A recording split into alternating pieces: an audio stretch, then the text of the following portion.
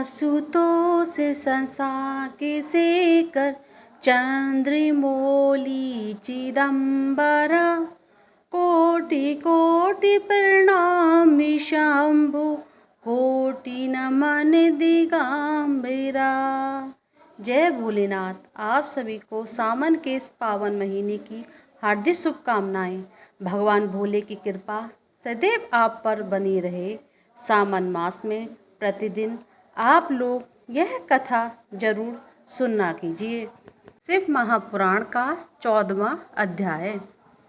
नारद जी ने हंसकर कहा, हे पिताजी, अब आप अपने विष्णु जी के एवं शिव जी के लोकों का वर्णन कीजिए।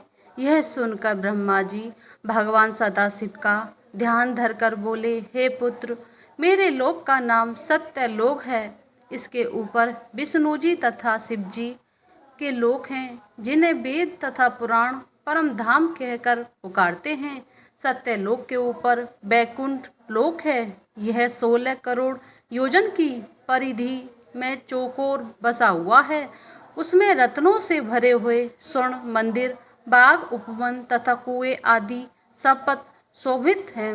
इसको स्वर्ग भी कहा जाता है। हे नारद, अब मैं तुझसे इस लोक का वर्णन करता हूँ, जो स्वर्ग से ऊपर है और जिसे स्वामी कार्तिकेय लोक कहते हैं। वह लोक 64 योजन की परिधि में चौकोर बसा हुआ है। उस लोक के सभी घर रत्नों से भरे हुए हैं। इस लोक के स्वामी कार्तिकेय हैं, जिन्होंने तारकासुर का वध कर देवताओं को आनंद प्रदान किया था। वे भगवान सदाशिव के पुत्र होकर उन्हीं के पद पर विराजमान हैं। हे नारद, उस लोक के ऊपर शक्ति लोक है। वहाँ संपूर्ण सृष्टि की माता जगदम्बा आदि शक्ति निवास करती है। वहाँ इंद्र आदि देवता जगदम्बा की सेवा करते हुए उनके चरणों का ध्यान धरते रहते हैं। हे पुत्र, तुम्हें यह जान लेना चाहिए कि इस सृष्टि के संपूर्ण प्राणी उन आदि शक्ति की कृपा से ही ठहरे हुए हैं। वे जगदम्बा भगवान सदाशिव की अर्धांगिनी हैं। उन्हीं के अंश द्वारा मेरी पत्नी ब्राह्मणी विष्णु जी की अर्धांगिनी लक्ष्मी जी एवं स्वाहा, सदा, श्रद्धा, विश्वा तथा इंद्राणी की उत्पत्ति हुई है। वह शक्ति लोक भली भांति सजा हुआ है। हे नारद, शक्ति लोक के ऊपर शिवलोक है। वहाँ किसी को चिंता और मोह नहीं व्यापते हैं। जिस स्थान पर भगवान सदाशिव का सिंहासन है, वह स्थान परम मनोहर है।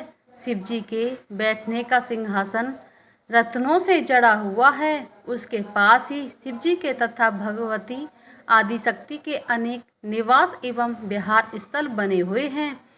उस शिवजी लोक का विस्तार तो 156 करोड़ योजन है। उस लोक के बीचों बीच अत्यंत सुंदर, पवित्र तथा सब प्रकार की चिंताओं को नष्ट करने वाला भूत भावन का मुख्य निवास स्थल बना हुआ है। उन त्रिशूल पाणी शिवजी द्वारा ही मेरी विष्णु जी की तथा रुद्र की उत्पत्ति हुई है।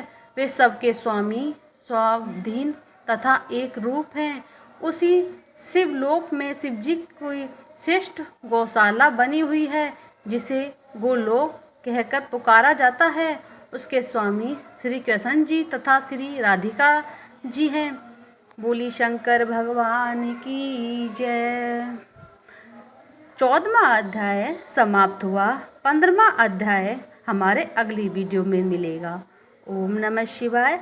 हर हर महादेव।